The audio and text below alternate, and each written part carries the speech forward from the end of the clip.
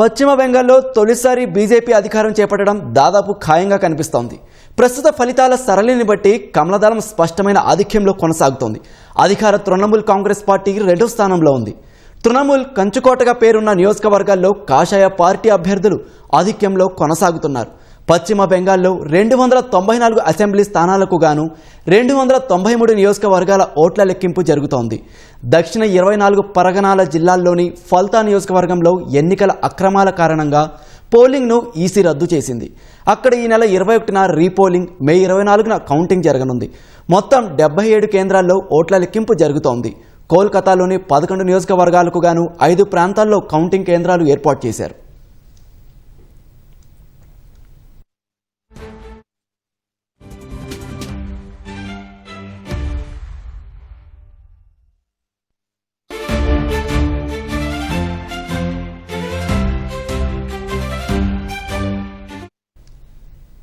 పశ్చిమ బెంగాల్ అసెంబ్లీ ఎన్నికల్లో రాష్ట్ర రాజకీయాలనే ప్రభావితం చేసే ఆసక్తికరమైన వీఐపీ స్థానాల్లో భవానీపూర్ అత్యంత కీలకమైంది. ముఖ్యమంత్రి మమతా బెనర్జీ సొంత నియోజకవర్గమే భవానీపూర్. ఆమెపై బీజేపీ అగ్రనేత సువేందు అధికారి పోటీ చేస్తున్నారు. ప్రస్తుతం భవానీపూర్లో మమతా బెనర్జీ ఆధిక్యంలో ఉన్నారు. నందిగ్రామ్ స్థానం పైన ఆసక్తి నెలకొంది. బీజేపీ నేత సువేందు అధికారికి నందిగ్రామ్ కంచుకోట. అక్కడ ఆయనే ఆధిక్యంలో కొనసాగుతున్నారు. పానీహట్టి స్థానంలో కోల్కతా ఆర్జికర్ ఆసుపత్రిలో అత్యాచారానికి గురైన వైద్యురాలి తల్లి రత్నాదేవ్ నాథ్ బీజేపీ తరపున పోటీ చేస్తున్నారు. ఆమె అక్కడ ఆధిక్యంలో ఉన్నారు.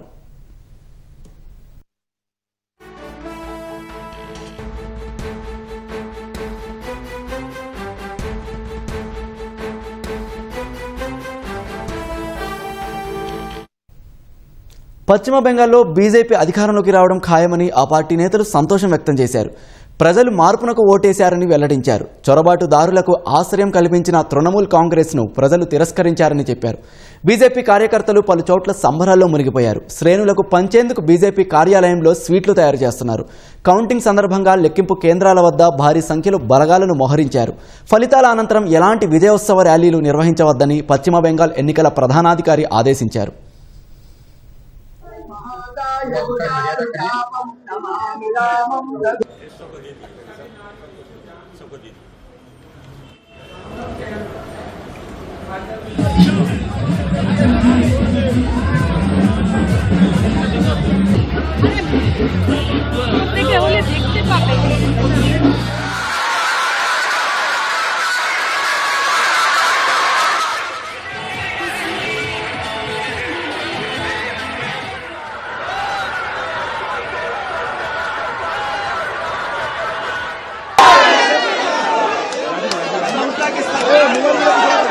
नकार दिया है